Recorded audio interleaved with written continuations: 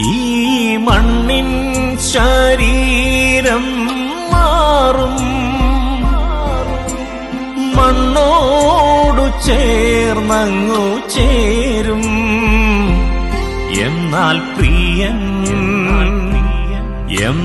പ്രിയൻ വെളിപ്പെടും നേരം ഞാനും പ്രിയനാനു രൂപമാകും.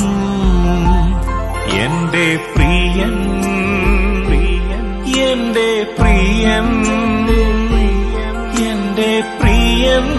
വരും എന്നെ ചേർത്തിടുവാൻ.